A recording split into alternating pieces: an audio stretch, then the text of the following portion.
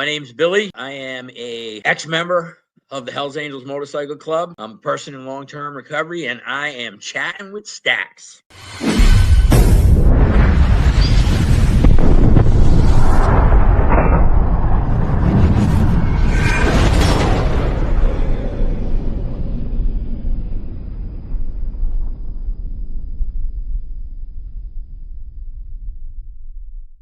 Welcome to this episode of Chatting with Staxx. I'm your host, Bill Staxx, and today I got Billy. What's up, man? What's up, brother? How you doing?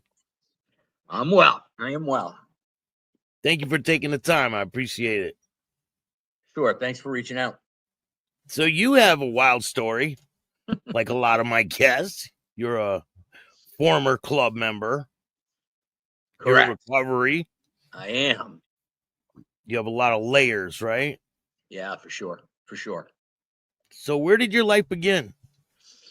And I think it all, you know what I mean? Everything that we go through in life shapes the person that, that we are today, right? Where did my story begin? When I think about my story is like I said, you know what I mean? Everything that made me who I am today, which is the recovery. So, I mean, really my story started when I was a little kid, growing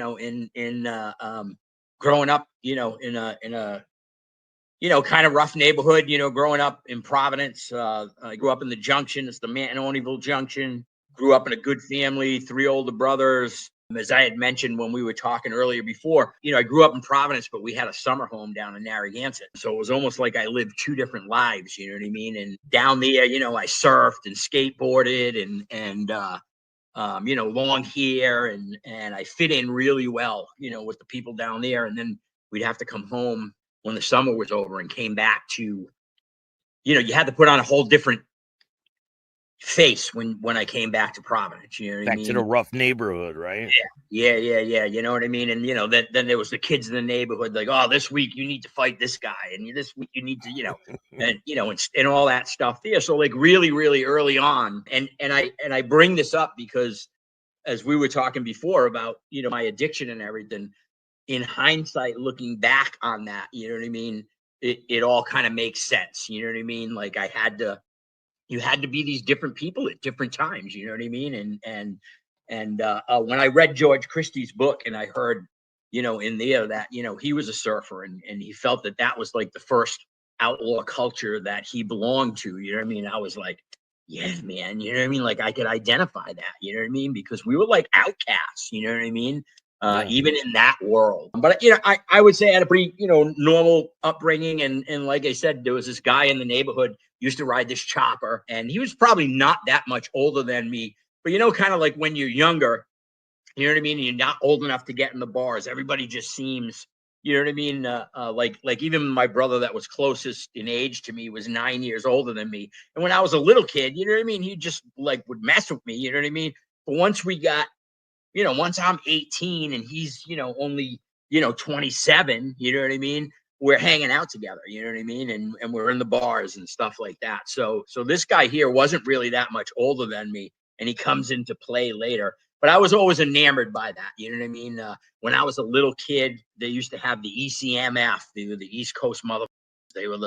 They were like the big club in Rhode Island. They'd rumble down the street and you'd just be like, wow, man, you know what I mean? And I always just thought it was cool, Yeah, long hair and motorcycles. And I was always attracted to that. But my parents were super, super strict, man. You know what I mean? They wouldn't allow me to, all my friends had like mini bikes and dirt bikes and, all that there. And my parents were just like so against it, so I'd be sneaking out with my buddy, you know what I mean? And going off to the woods and riding theirs, right? Yeah. And I got married really, really young. I got married, I think, right after I had turned 21. And the first thing I did was I went out and bought a motorcycle.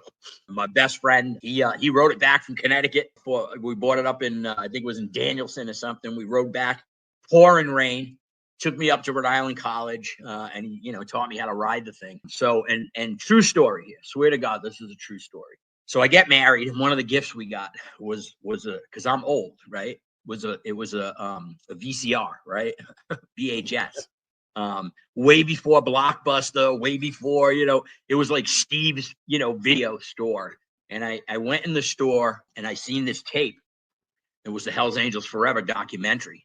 It was the very first tape that I ever rented. You know what I mean? We probably rented a couple other movies too. But I went home and I watched that, and I was just hooked, man. I was like, man, like that's what I want to do. Like this is what I want to do. Knew nothing about it. You know what I mean? Knew nothing about that world really. Billy had just started riding a motorcycle, and fast forward 4 years later, I'm in a bar downtown Providence. I think it was Last Call Saloon or something like that. And this same guy from the neighborhood that I said I used to watch and be enamored with, he's in this bar and he's a member of this club called the Satan Serpents. They had just started September of '85, and I joined them at the end of that month. After I met him in the bar, I remember hearing him having a conversation saying, we're going to be the first Hells Angels in the state of Rhode Island. And I heard that and I was like, I want to be a part of this.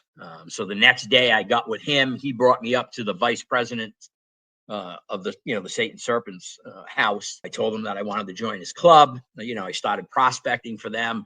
It was a really quick process with them. I was a member in less than a month. And because we were so small, within another month or two, I was the secretary of the, I was an officer.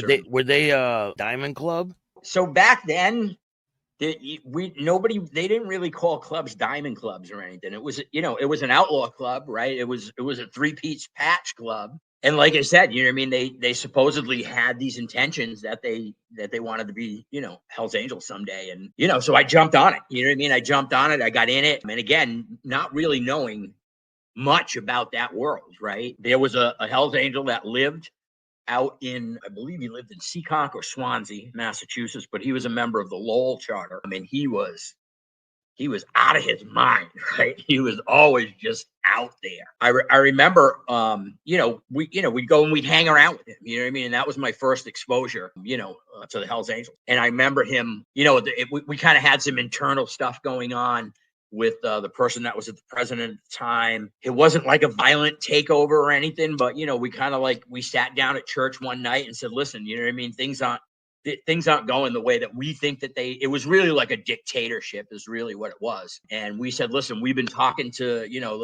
we've been talking to this guy and he's saying that, we're not doing the things, this isn't how things are done in the outlaw world. We didn't even want to throw the guy out. You know what I mean? We were just like, listen, we're going to have a change of structure here because this is what we want to do. Anyways, the guy, Jeff, said to us, listen, you guys are all welcome to come. Just don't bring that guy with you. He ended up bowing out, long story short. And we started hanging out with them. You know what I mean? We started hanging out with the guys in the Lowell Charter and then eventually the Salem Charter. But again, in order to put in a bid for a charter in a state where there were no charters yet, you had to be a club for 5 years. So we started in 1985, just, getting to know them. You know what I mean? Going to parties, hanging out. We started with about 22 members. And by the time we got a charter, it dwindled. Let's just say that. 5 years? Did you guys wait 5 years until? So we had to. You know what I mean? They knew that was our intention, but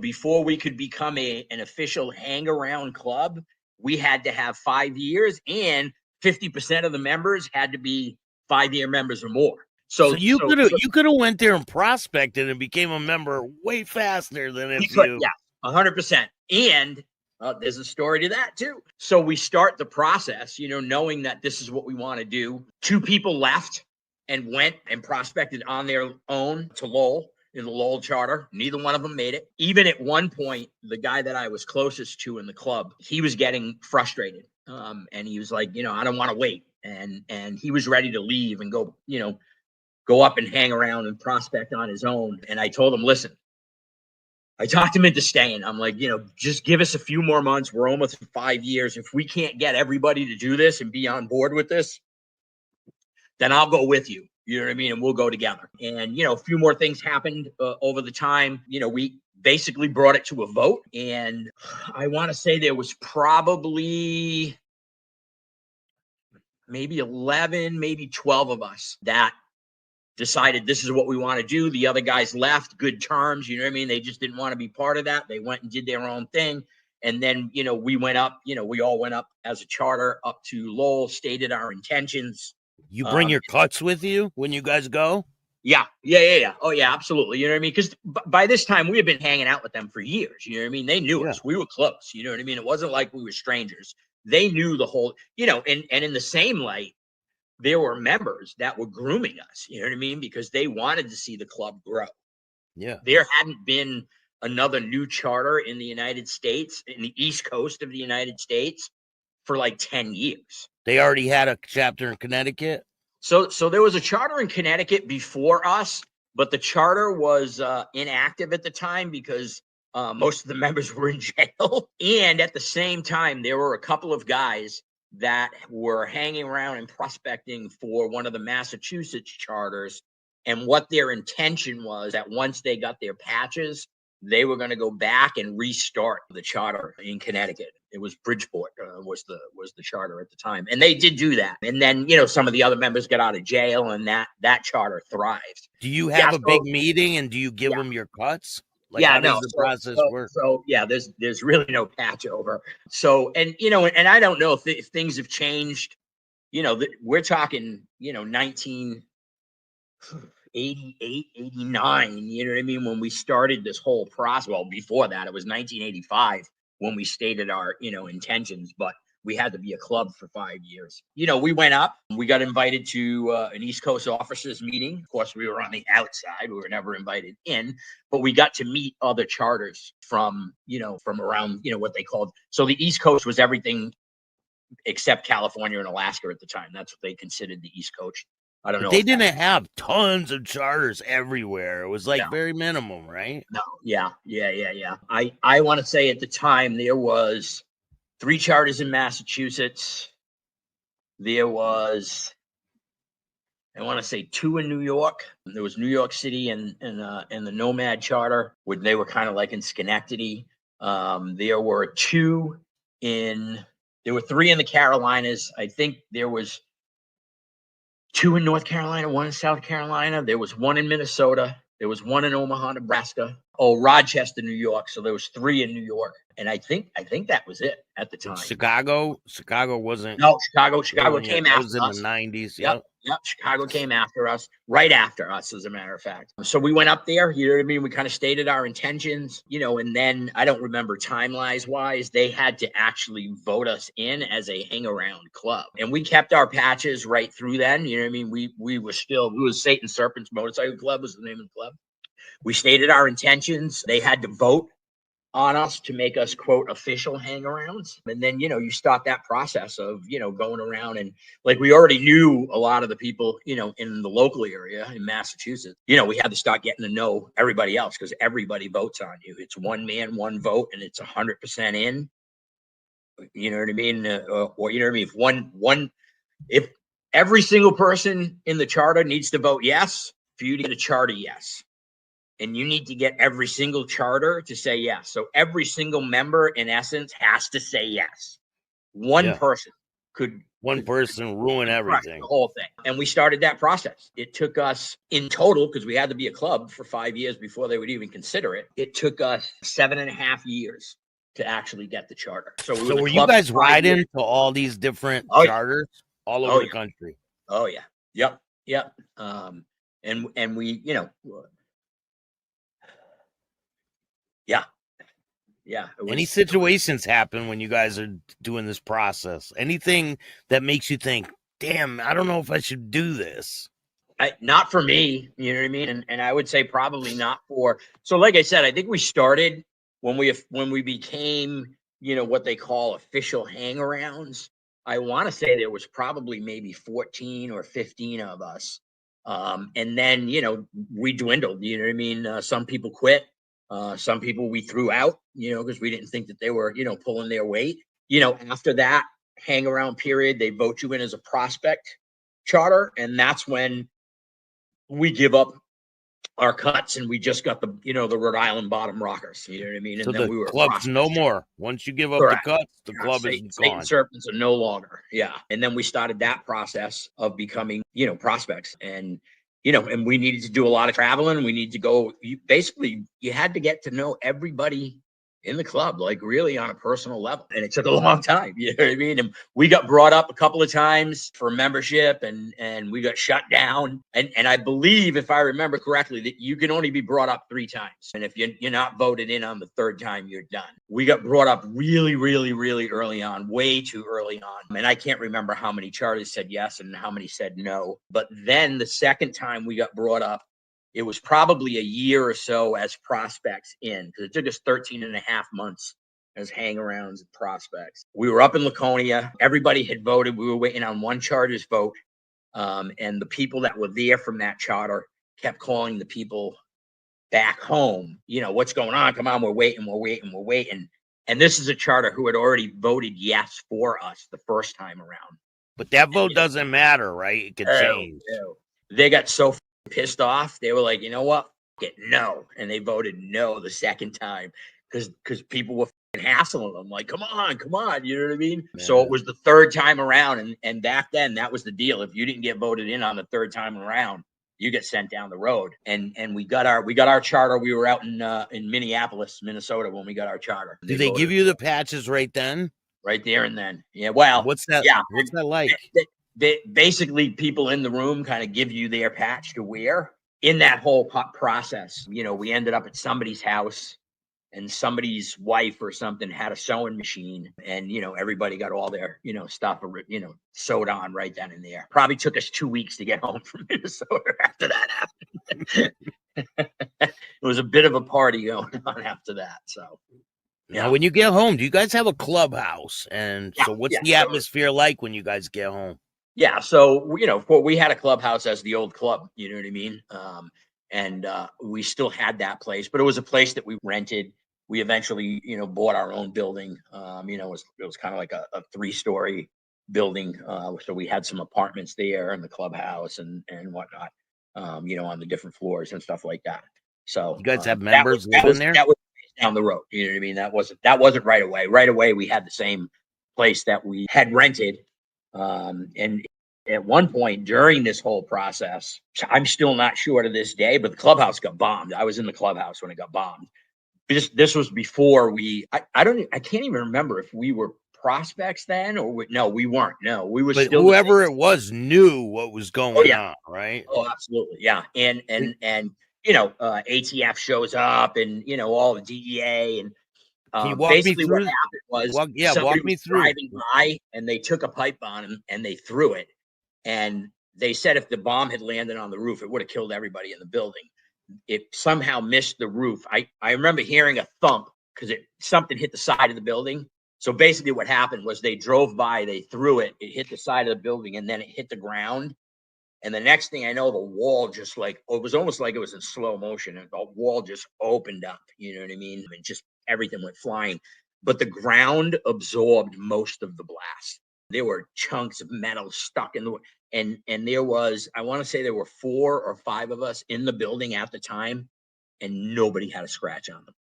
It was just a straight miracle. But again, that was when we were still the old club. Any other situations happen, and do you guys have rivals back then? Did you come across any other clubs? So we did.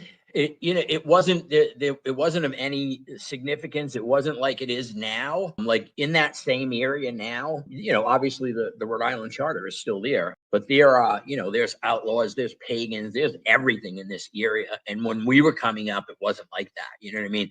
There were clubs that supported those other clubs. You know what I mean? I still don't anyways know to this day who was behind the bombing. You know what I mean? There were suspicions of who it could have been. Nobody was ever arrested or anything, like that. So, but now, in the same area, everybody's here. You know what I mean? You've got outlaws here, you've got pagans, you've got everything up here.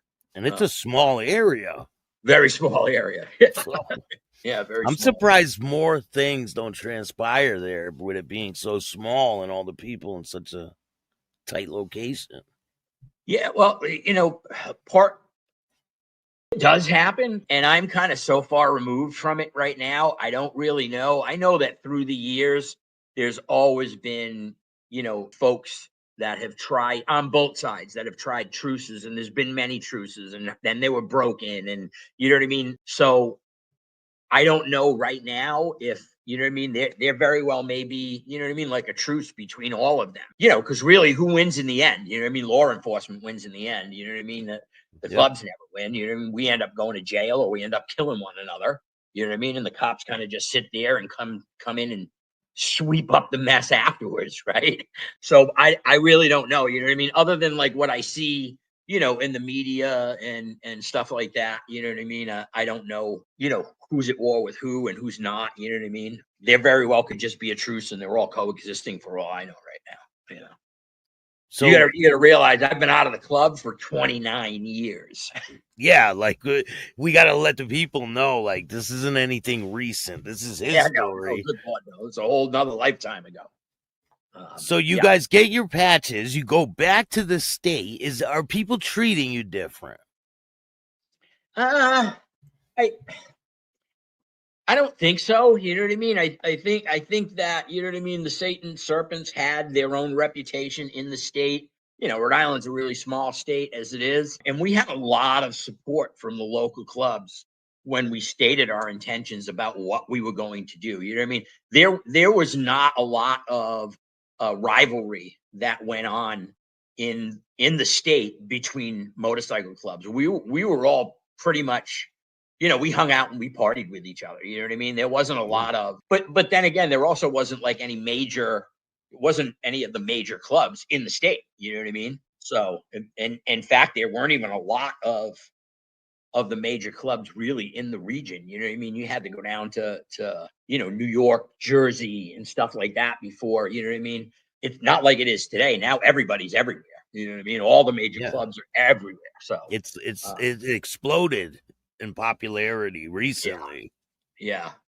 So So what happens next when you guys get back to Rhode Island? it was great. You know what I mean? It was I won't deny it. You know what I mean? It was one of the most memorable times in my life. We're very proud. I mean, it wasn't an easy feat. You know what I mean? The there hadn't been another new Hell's Angel charter in 10 years on the quote East Coast, right? And what they considered East Coast at the time was everything except for, and it may be the same now, I don't know. It was everything but Alaska and California. You know what I mean? Everything. West Coast was California and Alaska, and East Coast was everything else. We were in Canada at the time. I was actually made East Coast representative to Canada, so I had to go to all the Canada offices meetings. They did that because I was the only that didn't have a record, and I could get across the border easier than everybody else. Now I believe if you're in the club, there is no getting across the border anymore. No. Yeah. I'll be honest. I've even hesitated even just trying to go to Canada because, you know what I mean. They just keep that in their files forever. You know what I mean. They're not going to be like, oh, this guy's been out for 20 years now. He's good. We can let him in, right? But that was another thing that was really cool. You know what I mean. Being able to get into Canada and go up there and have that role, you know, so early on. You know what I mean?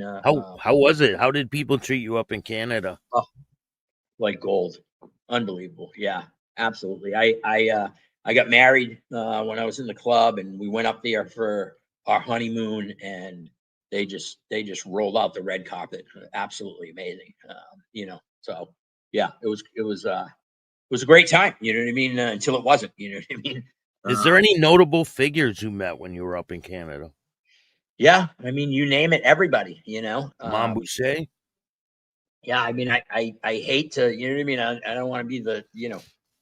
I don't know if I feel comfortable, you know what I mean, mentioning names, but, you know, unfortunately, Mom has passed away. I'll tell you a funny story. At one point, I was looking, and I eventually did transfer out of the Rhode Island charter. I ended up going to New York City charter, which was in Manhattan at the time. I was going out on a run. There was a guy down from Montreal, this guy Ben. He couldn't speak English all that good, and we were talking about, you know, all sorts of stuff, and, you know, we're partying, and, you know, communications are getting crossed, and he for some reason thought that I wanted to transfer to the Montreal charter, and he mistakenly brought that back to his charter unbeknownst to me. And then I got this call saying that they took it to a vote.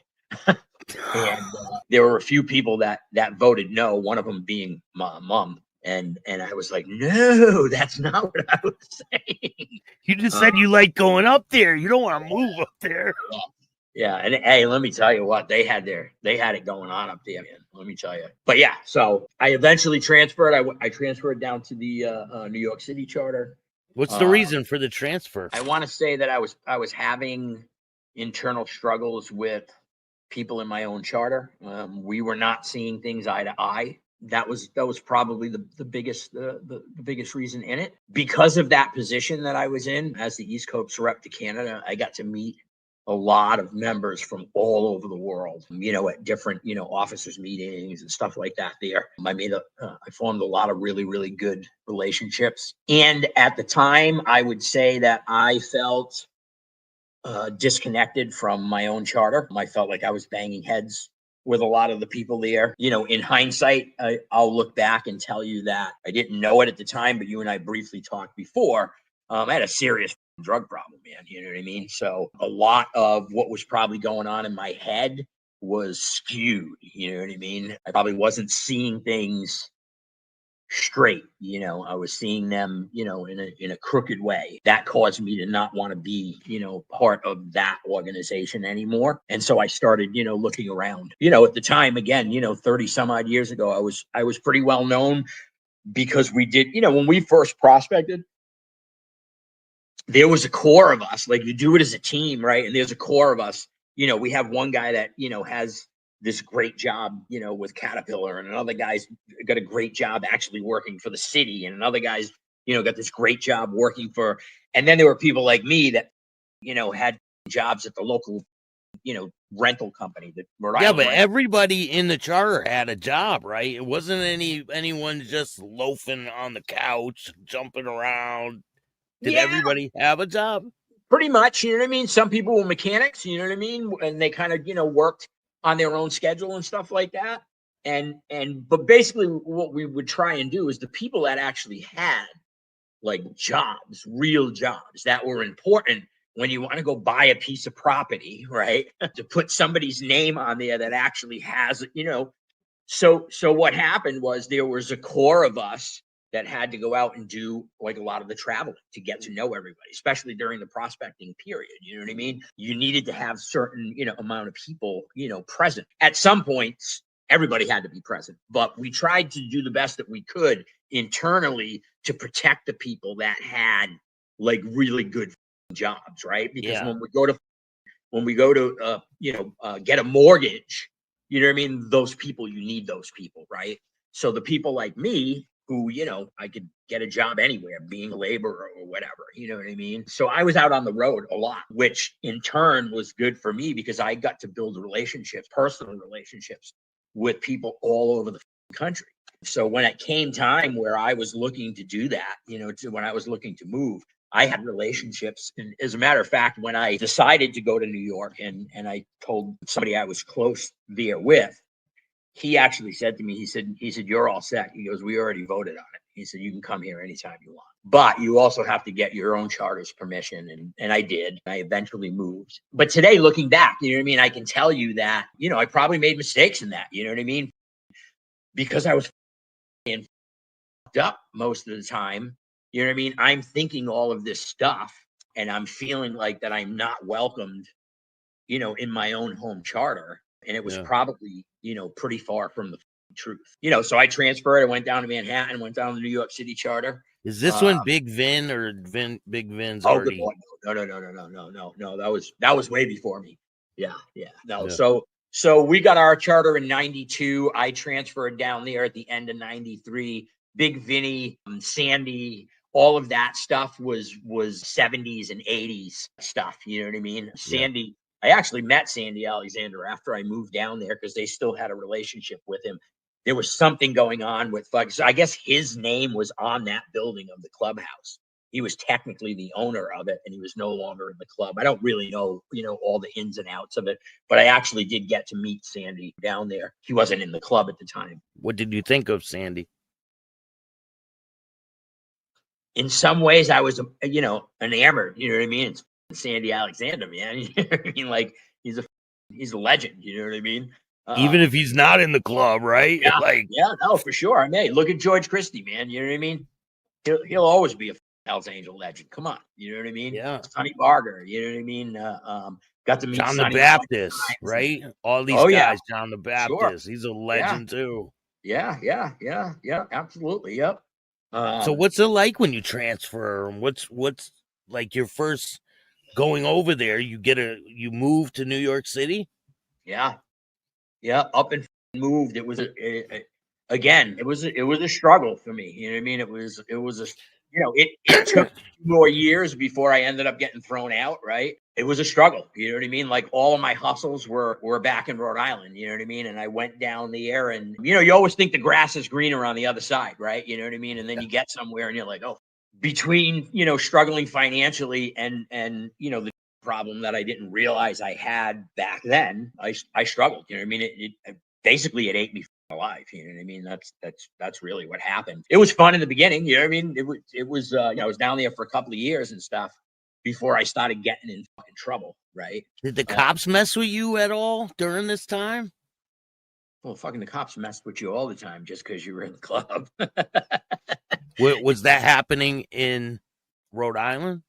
Oh no, I mean, yeah, for sure, it was happening, but that had nothing to do with my transfer. You know what I mean? I again at the time just felt really disconnected. You know what I mean? I Yeah. just did not feel part of that charter. And we talked earlier. So I'm in recovery now. I've been in recovery for 6.5 years, 16 and a half years. But at the time I didn't realize, you know what I mean, that I had a problem. You know what I mean? And I didn't Yeah. realize how much that was affecting like my life and the decisions that I was making and because for the longest time I was a really good member, you know what I mean? And then I wasn't, man, you know what I mean? And again, like I said before, I'm not going to sit here and blame it on, you know what I mean? I take full responsibility for my actions and what ended up happening and all that stuff there. But the had a lot to do with it, you know what I mean? Were When you you're not getting into fights with anybody in the club? Did you get into conflict with people? Like conflict, yeah. I was in conflict with some of the guys in Rhode Island, which led me to leave, but never, no physical, no physical fights. You know what I mean, or anything like that. New York either? Once you get there, there's no. No, no. Well, there was one guy there that kind of old school member. My very first church there called me out and said, he said when I got in the club, which was probably 20 years prior to me being there, he said you used to have to fight everybody before we'd vote on you. And of course, what did I have to do? I had to fucking stand up and say, well, if that's what we got to do, right? And then he grabbed me and started laughing. And he's like, I'm kidding, brother. We don't do that no more. You know what I mean? That's it. They mud check you. That's what that's Yeah, called, right? Well, Mud check. well, when I was a prospect and whatnot, prospect and hang around, yeah, you got mud checked all the time. But have you seen anything like? So you're a member of this charter. Do you see any situations happen from the outside, like happening in front of you, like where they beat someone down or the anything that rings a bell that you remember? Meaning amongst members? Yeah, either amongst members or when you're out, maybe a Well, situation happened. come on, Bill. People got beat up. Yeah, but sure. no, not really internally. No, you know what I mean. Members would have their squabbles. You know what I mean, and they'd work them out. And sometimes they'd work them out, with words, and sometimes they'd work them out, with fist or whatever. But at the end of the day, you know what I mean. You'd hug the guy, and you know what I mean. You were brothers, and that was that. You know what I mean. All that stuff there. Outsiders, sure, there was going on all the time. What about parties? What were the parties like there in New York City? Crazy, bro. It was just crazy. When I first got there, there were a few of us, talking and whatnot. And this was my downfall. You know what I mean? This was my downfall was, I remember this one member saying, you know what I mean? And I'm going to tell you right now, I won't sit here and name names of people. No, you don't have to.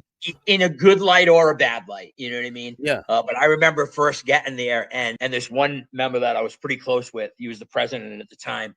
And he said, we have the daytime members, we have the nighttime members. He said, and then we have the all the time members. And he looked at me and he goes, and that's me and you, right? Because it was 24/7, you know what I mean? Up for days at a time, partying, just no sleep. And eventually that ate me alive, right? I didn't know it then, right? I know it now, right? I'm in recovery now, right? I'm a recovering drug addict, right? I didn't then think I was a drug addict. You know what I mean? Back then, my philosophy was, if you can't handle this, it's because you're weak, right? Yeah. You know, so you know what I mean. Just So what I was we do, right? This is just right, how we live. Yeah. right, right. So and being in that charter, there were tons of people that's a New York is a major hub, right? That's where everybody flies into from just normal naturally in life, right? So whenever members would come in from anywhere, they would land there, and it was up to us to entertain them. And I was on the entertainment committee, and it ate me alive, man. It ate me alive. The reality is I ended up getting thrown out. You know what I mean? I was on that crew of go, go, go, go, go all the time. And not knowing anything about addiction at the time, it ate me alive, bro. It ate me alive. At one point, I lost my patch down there. And they busted me down a prospect. What was that over? Like how? And can you Money. walk me through when they took your So patch? I owed money to somebody, another prospect. I was waiting on a check coming in, and it took way too long for it to come in.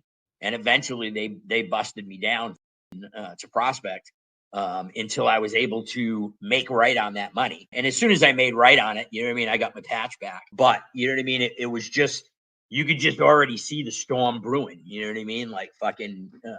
So what do Just they do? They tell you give us your patch, so well, you are riding around with nothing. well, no, I was a prospect again. I have my So bottom they rock. Wow. So they take your full patch, your cut. They give Yeah. you a prospect cut, and you're just riding around with a prospect Yeah, patch now. yeah, and because of the circumstances Wow. that surrounded it, you know what I mean. It wasn't like a violent thing or anything. They were like, "Listen, you're not doing the right thing. You need to make right on this financially. And until you can do that, you're going to be a prospect again." You know what I Was it mean? over? No, it was over money that I owed. I owed money. Yeah, but did you owe money because of? No, no, no. I was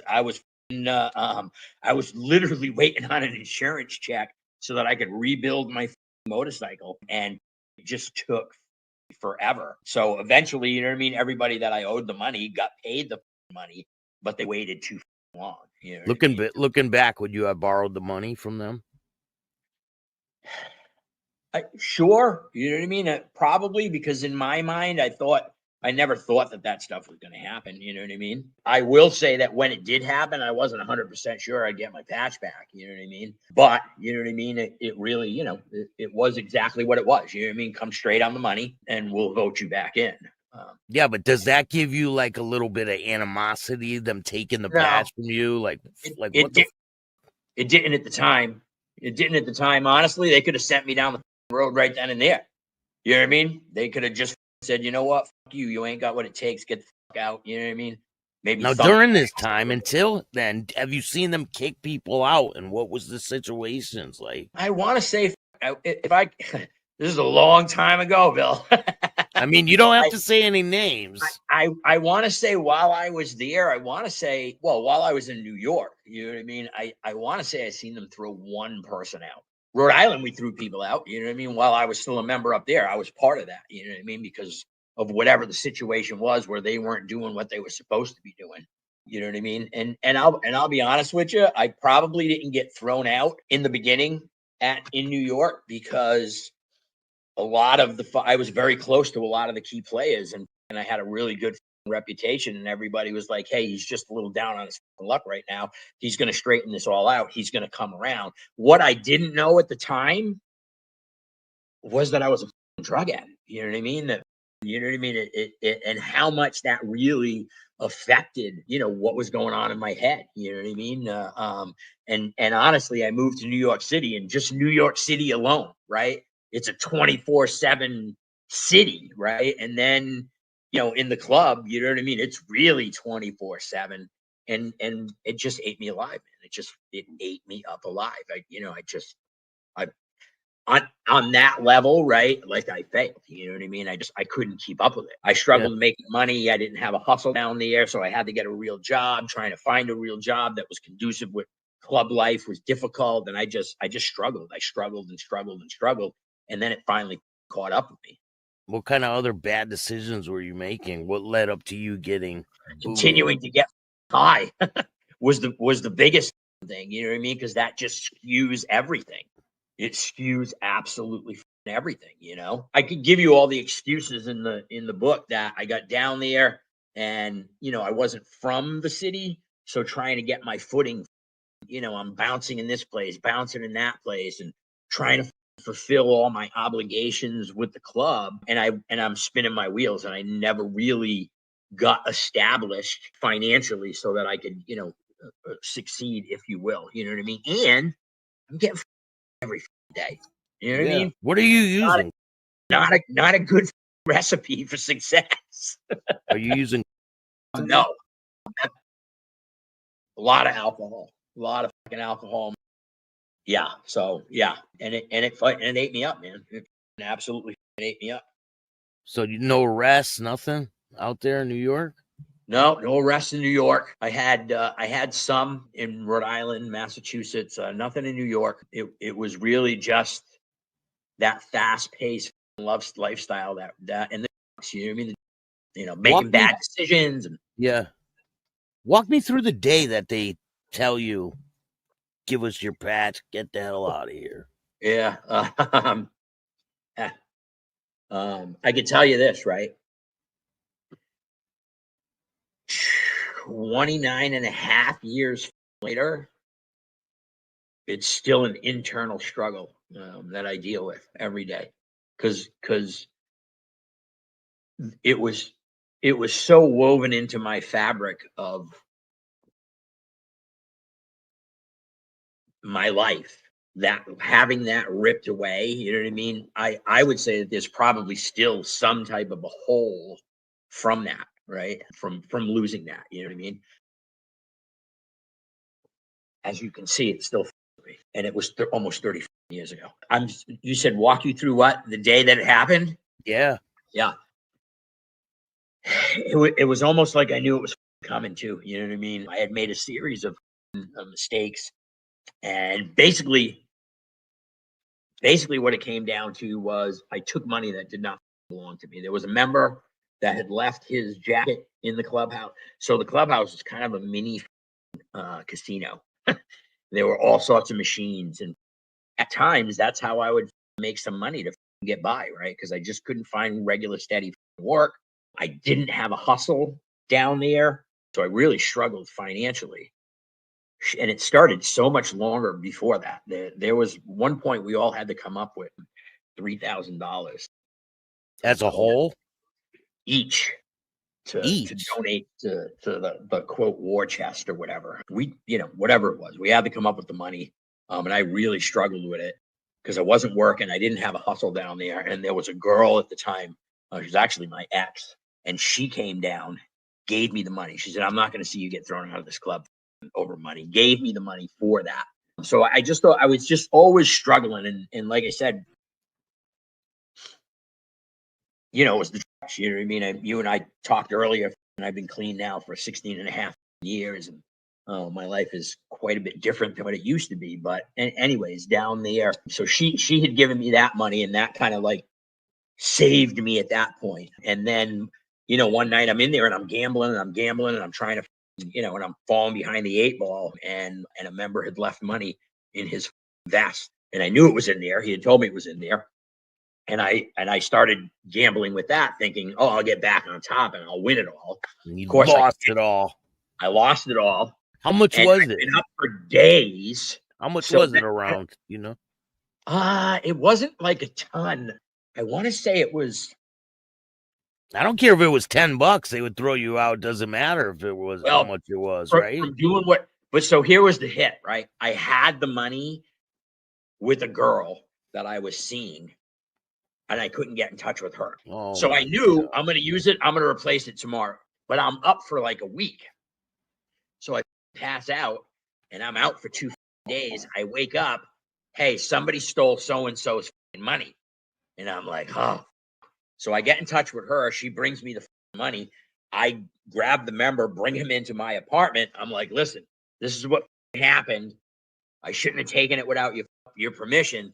Here's the money. I replace it. Damage already done. You know what I mean? Now, he doesn't say anything to me, but he goes and talks to other members and like, hey, this is what happened. You know, and then at some point they must have got together and talked about it. And the next thing you know, everybody's in my apartment and they're talking about it, and I'm trying to explain my way out of it. And there might have been a couple of people there that were like, okay, well, maybe it's not stealing from a member, right? The majority of the people said it was stealing from a member. And then the next thing you know, I'm in the hospital for 29 days. They beat you down. I burnt my tattoos off. Yeah. Yeah. What? Yeah. So you don't remember anything from when they're like questioning you? There wasn't really a lot of questioning, man. You know what I mean? It was like, what happened? What did you do? I explained what I do. And I want to say that they went and talked a little bit on the side and came back in. And the next thing you know, one of the guys that I was closest to threw the first punch like he should have, and I'd love to tell you that I stood there and, put in a good fight. But, when you're fighting 12, 13 people, it didn't take too long, So when you wake up, your tattoos are removed. I don't think I ever passed out. I think I was so that I was like impossible to pass out. You know what I mean? So they burned them off. My back, they did. You had a whole back piece? I had a full patch on my back. Wow. So they burnt that. But the fucked up part was, I guess, when you burn it, it doesn't look like it's coming off. So then eventually I get brought to a tattoo parlor, and they blacked out my other club tattoos, and then they started, blacking that out as well through the burns. Blacked out my other club tattoos, and then they started, blacking that out as well through the burns. And then, eventually at the end of it all, brought me to a hotel, dropped me off, and basically, you stay on your side of the street, we'll stay on ours. But this is your whole life at this time, right? Yeah. What about your motorcycle? Where did your motorcycle go? What happens with that? Motorcycles, I signed it over. I signed over the title. Wow. It's kind of an unwritten thing, you know what I mean? Back then they used to say, if you're not a Hell's Angel, you don't need a motorcycle. That's what they used to say to people when they would get thrown out of the club, so yeah. So, and then I was in the hospital for 29 days. 29 days. Yeah. With the burns on your back and the burns and stuff. Yep. Yeah. Wow. Yeah. So what are you thinking when you're in the hospital? Does anyone from the club ever reach out to you again? Mm-mm. No. And these are the guys that you're closest with. Yeah. Yeah. Well, so here's my hit, right? The two guys, or two of the guys that I was closest to, I feel that if they were there, I either would not have been thrown out or I would not be alive. Because it'd be one or the other. Like, yeah.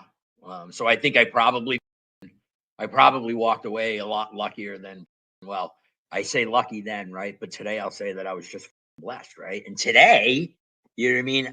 I'll say that everything that I've gone through in my life has led me to who I am and what I do today, and like we've discussed before, you know what I mean? I've been in recovery now for 16 and a half years. I've gotten to help a lot of people that were just like me recover from.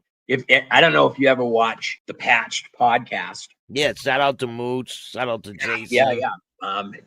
Jason and Mooch. A lot of the guys that they have interviewed, talk about, they're kind of coming through like all of that trauma that you experience while you're in the club.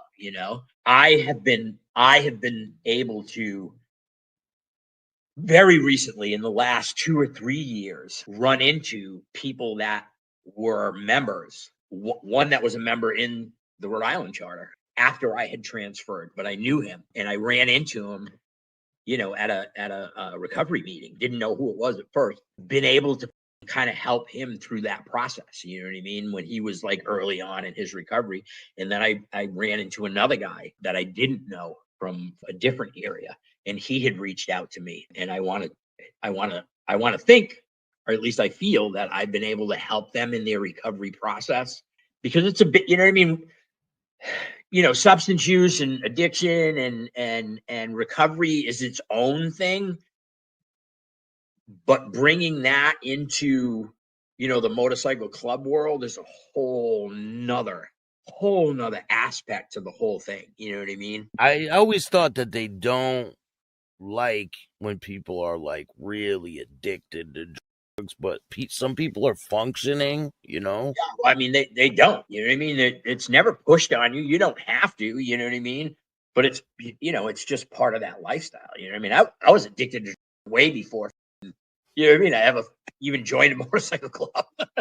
Yeah, but like on the West Coast, I see all these people in pictures with balloons, and like, when is this acceptable? I just like, I don't know. It's not for me to sit and judge. You know what I mean? Because I was right there. You know what I mean? And yeah, I truly believe this, right? That I am the person that I am today, whatever that person is, right? I am that person today because of everything that I went through in my life, all of yeah. it. Who I am today, not just the good, not just the bad. You know what I mean? It all shaped me into the person that I am today. And now that's what I do for a living. You know what I mean? I help other people and I've done that for the past 15 years of my life. You know what I mean? I work in the substance use field, and I'm a licensed clinician. It's just crazy, but I've used my experience. You know what I mean, to be able to help other people like myself, get to the other side. It's, and but here's the hit, right? I still sit here and struggle with my past. You know what I mean? Because that was so much a part of who I was, and to have lost it, you know what I mean, through no fault of anybody's but my own, right? So there's still a lot of shame and guilt that I deal with over that, you know what I mean? Because at the time, you know what I mean, I was a well-known member, and I was a well-known member for like being there and doing what it needed to be done when it needed to be done. And to fall from that is, it's hard, you know what I mean? It's hard to swallow. It's been, what did I say? It's coming, it'll be 30 years 30. next year, right? So 29 and a half years later, I still have reoccurring dreams of, in my mind, failing at that. You know what I mean? That I Yeah, let all those people down. You know what I mean? That I was, you know what I mean? Because at one point I was held in somewhat of a regard in yeah. that world. As a high standing member in good standing, Right. basically, right? Right. So, you know, Now, those people that did that to you that day, the guy that you took the money from, all this stuff, if they were sitting here right now, what would you say to them all these years later? uh, yeah, it probably will sound like really up, just because I really feel that I failed them. Still to this day, I feel that I failed them. You know what I mean? Those are Because my you brothers. never And got to explain yourself, really, like, right? now, nobody wants to hear that explanation. You know what I mean? I can tell you this: when you're in, you're in. When you're out, you're out. And it doesn't matter if it's me, George Christie, or Zito, when you're in, this you're in. guy. When you're out, you're out. But You when you're in, do you feel like this ain't gonna end? This is my whole life. This is Of what course I you do. know, Of right? course you do. Yeah, And of then course. boom, the bus stops Of and course you things do. are different. So that's what I want to talk to you next about. Sure. After you're out, you get home from the hospital. Where did your life go next? A lot of inner demon fighting, right? A lot of feelings of failure. A lot of, because being part of that organization, you know what I mean? Although I was only a member, an actual member for 3 years, there was a whole 7-year process prior to that becoming, to be able to become a member. So basically 10 years of your life. So 10 years. So, you're lost. You know what I mean? That defined who I was for so long. I was lost, felt even today. I will still sit here and say that I sometimes will feel like I failed at that. You know what I mean? I would not have the life that I have today, though, probably if I had succeeded at that, if you want to call it. You know what I mean? So I was lost, man. I was absolutely lost. I'm from Rhode Island. I'm out now on Long Island at some friggin' hospital that I ended up at. I get out and they basically, I had nowhere to go. I had nothing. I You had your literally left. apartment though, right? You had your apartment still in New York? What apartment? My apartment was in the clubhouse. Oh, I lived on the 5th floor of the clubhouse. That was my apartment. Oh, I no longer had a motorcycle. I had sold my car before I moved to Manhattan because you don't need a car in Manhattan. Everything you owned was in there, right? In the apartment. I literally left with a pair of work boots, a pair of jeans, and a shirt. That was it. Wow. So I end up in this, I don't even know what you call it, boarding house or something. Somehow number one, I got the best I ended up at some hospital in Southampton. The doctor who operated on me, he was like the greatest friggin' dude I ever met in my life. He did the operation and whatnot, knew I didn't. He hooked me up with some type of organization that you had to apply for this, that, and the other, and it would cover like your hospital bills and all that stuff and whatnot. So I get out of that. I'm in like this group home, which was a horrible experience. But like that's how busted out I am, right? Like that's how, you know what I mean, down on like I got nothing. I just who am I calling, right? You got bandages all on your back, right? Oh yeah. I'm a mess. To call my parents, but you know what I mean? I'm even embarrassed to do that, right? Because anyways, I end up in this group home or whatever. They set me up with some type of medical help. I have an appointment with that doctor at his office in a few weeks for a follow-up. I eventually, within a week or so, decided, you know what, I got to go home, right? I call mommy and daddy, right? I call them up. Like, I got to come home. I don't really tell them what's going on. I tell them when I was in a car accident, when I need to come home and lick my wounds or whatever. So my dad sends me train money and some money to get some food. I decide I'm going to go home. I was just, it was a mess. It was just an absolute mess. And that was, again, 29 years ago. I ended up going home and pretty much licking my wounds. I'll say that when I left, I had a phone call with one of the members the day after, and basically was told, you stay on your side of the street, we'll stay on our side of the street. You know what I mean? Nobody's looking for you. Nobody's, whatever. It's done. You know what I mean? It's done. It's over. So I went home. I stayed with my parents for a while. I mean, I was fucked up for like years. You know what I mean? I probably drowned myself, in booze and and muddle through the next, I don't know how many years of my life until I was able to find, myself into recovery and did a whole 180 after that. You know what I mean?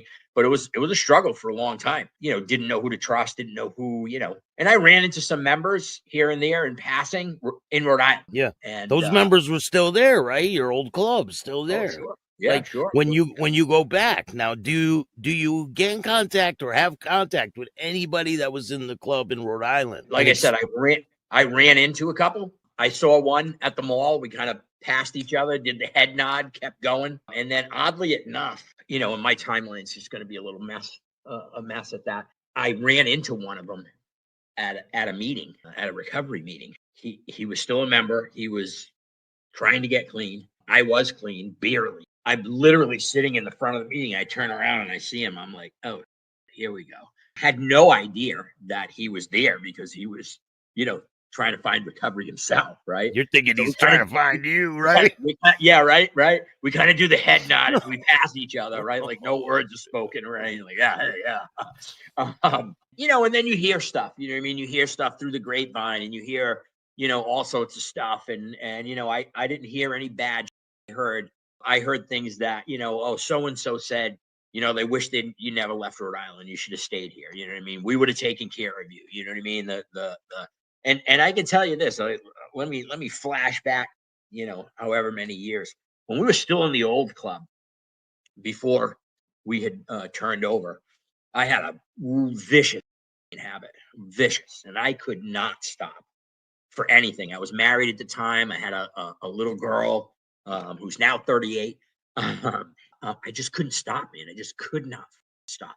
And I remember going to my church. I remember going to a weekly meeting, and telling the guys like, listen, I can't stop doing it.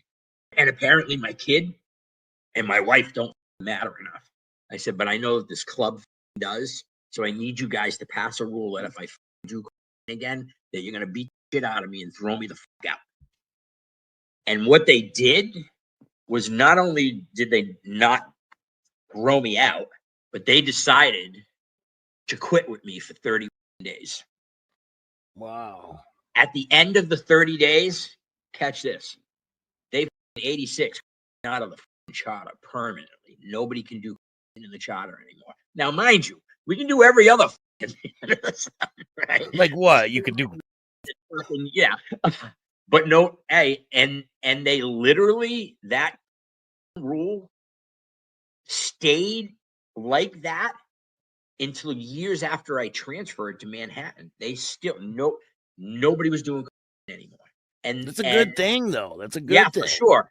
But the point of the story is, that was the real camaraderie that I had with the guys in Rhode Island. And then I fucked all of that up because I was so, and, decided to leave and want, you know what I mean? And that's where I heard stuff like, hey, he should have never left, but from through the grapevine afterwards, after I had been thrown out, people, hey, I ran into Mike and he said, the biggest mistake you made was leaving here. If you had stayed here, we would have taken care of you. You know what I mean? So I don't know how I went down that rabbit hole, but because I ran into him at the meeting, years later when he's trying to get clean. And did he spoke to you when you seen him? Nah, it was just head nods. And we just kept moving. Because he knew it was no contact, and they stuck by that. They stuck by that with you. Oh yeah, absolutely. Yep, absolutely. Yep. I've heard stories where a lot of people sneak phone calls, or they'll talk to you and not tell the club. And yeah, it didn't happen with me. You know what I mean? I really tried to stick to. I really believed in that life. You know what I mean? And I really believed that your word was your bond. So when I'm on the phone with them and they're saying, we're gonna go our way, you go your. You stay on your side of the street, we'll stay on. I believe that I am truly like an honorable individual, right? And it was the drugs that got me all fucked up and caused me to.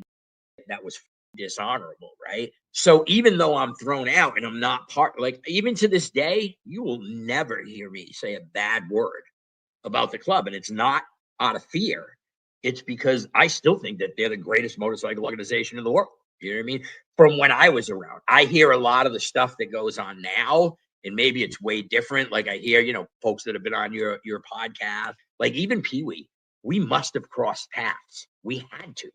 He was in Minnesota at the time that we, you know what I mean? So I don't know. I don't remember him. I doubt that he would remember me. You know what I mean? But I didn't experience all the stuff that he experienced afterwards. You know what I mean? Like about. Well, he was in Chicago, California, Minnesota. Right. He was all over the place. He started in Minnesota, which is where we got our patches. Was when we were in Minnesota. That's when they patched us in. So we had to cross paths somewhere. But again, by the time he became a member, I was probably already out. And then all of the, the club today is definitely not what it was, back then. You know what I mean? And I'm not here to judge that or whatever, but you'll never hear me say anything bad about, the club. You know what I mean? And that, that lifestyle is what it is. You know what I mean? And it is what it is, the way it is. You know what I mean? And you choose to be a part of that. And I still, to this day, feel that I'm the one that fell from grace. You know what I mean? So I don't have any animosity or any negative, feelings towards it. It was probably one of the greatest times of my life. It was probably one of the greatest achievements of my life. So I guess this is a long way of answering. When I was told you stay on your side of the street, we stay on it, that's what we did. You know what I mean? So I might have ran into people in passing, head nods were given, and we just went on our own way. Through the grapevine, I heard a lot of people say that, they were sorry for what had happened to me, that, if I had just stayed in Providence, if, they would have taken care of me. And, who knows? Maybe it would have been true. You know what I mean? Do you wish you could have went back and done it sober? Don't we all? We would, could have, should have, right? I don't think I could have done it. You know what I mean? I don't think I could have done it, without, how do you do that? You know what I mean? I've seen many, many people like that gentleman that I ran into. I ran into him at a meeting, and he struggled, his whole life with that. You know what I mean? It's really hard. Let me correct myself. It's really possible, hard though. for It an is. addict. It's really hard for an addict to do that. There are people that are probably in the club that don't use, you know what I mean? But I don't believe that they're addicts, you know what I mean? If you're an addict, it's really, really difficult to, put it down and keep it down, so. Yeah. I know how difficult it is. I'm an addict, so. Right. Did I hear? I think I just heard on one of your things late. Did you got like 3 years now or something? Like 7 years. Yeah, I'm probably watching old and I don't know it. Probably. Yeah, awesome. You probably watched the show from like 3 years into my recovery. Right. That's awesome, bro. Thank you. Congratulations on your sobriety. Do it again, like they say, right? Do it again. Tell me about the member from the other club that became an honorary Hell's Angel after he passed away. From the original charter. Yeah, good guy. You know what I mean? His name was Gary. He died. I wasn't with them. There were a bunch of them up in the Berkshires for some run, some road. Late at night, sand on the road, hit some sand, went down. They said he had a gash like this big on the side of his head, but his brain swelled and died. Yeah. Wicked good guy. I think he was the youngest out of all of us. Yeah. And he didn't have a helmet on? He did. It was one of those friggin', half helmet. Probably wasn't a real one. You know what I mean? Like one of them flea market ones. Cause we all hated helmets, right? Now everybody's wearing them full faces. Simpsons. Yeah. But yeah, so and he passed away. He passed away when we were still, like I said, like the old when we were still the Satan Serpents. So when it's over. But we decided to patch him, posthumously afterwards. I actually the artwork that's on his that was engraved in his tombstone. I was the one that drew all of that up for the tombstone. But and yeah, the Angels were okay with that. The Angels were okay with. Well, we did that after we became Hell's Angels. We did it after we were. As a matter of fact, I'll tell you this: a bunch of them that came to his funeral actually put like Hell's Angel pins in his coffin with him, which is really, really, really ever done to somebody that's not a member yet. But there were a couple of people that put like Hell's Angel pins in his casket, and he was buried with that. So, yeah. Wow. Yeah. And was there any accidents during your time in the club? Meaning like bike accidents? Yeah. Well, his. I mean, any with you? No. Won't be jinxing me, damn it. What's it like to be riding in a pack with the brothers when you were in the club? Let me tell you what. I've experienced some epic stuff. Just like out of a Hollywood movie type experiences. So after we got our patches, the very first run we went on was the South Run down in Myrtle Beach. And when you're hanging around your prospect, you need to be from point A to point B at whatever time you're told to. And it doesn't matter if it's raining, snowing, a hurricane, or you better be there, right? So we would drive. I remember one time we were going somewhere and we're literally like sideways down the highway because the friggin' wind is so bad. And normally what we used to do this is how old, right?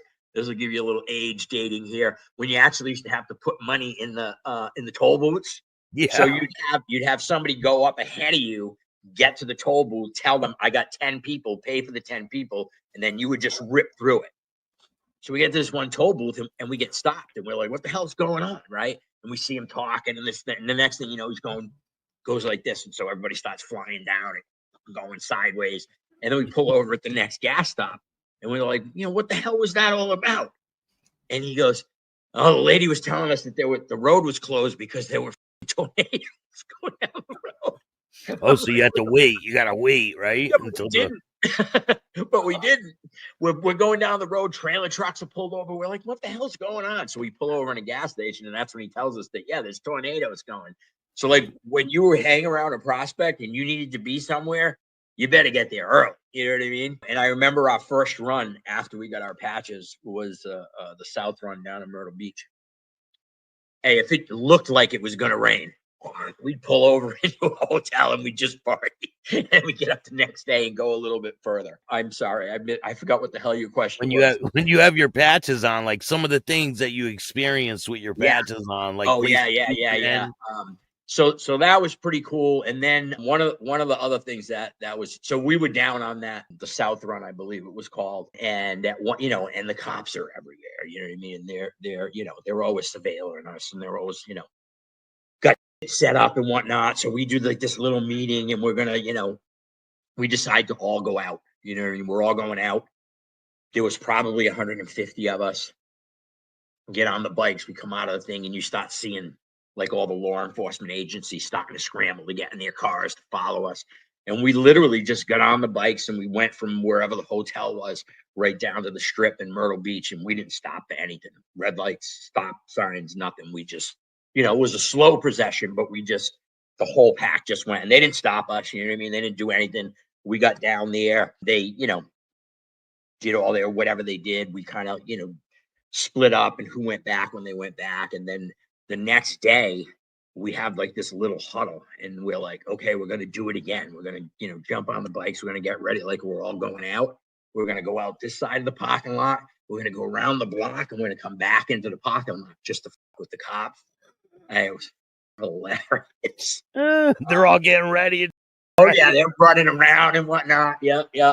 And then, like I told you, I was the East Coast rep to Canada, so I had flown out. So I got very close with a lot of the guys in Canada. So for the World Run, which was in San Francisco that year, I flew out to British Columbia, and it was for our 1-year anniversary in Providence. They got me a bike to use, and I drove from British Columbia down to San Francisco. That's where the World Run was that year, and that was another one of the coolest experiences that I ever had, was being in that pack, going over the Golden Gate Bridge.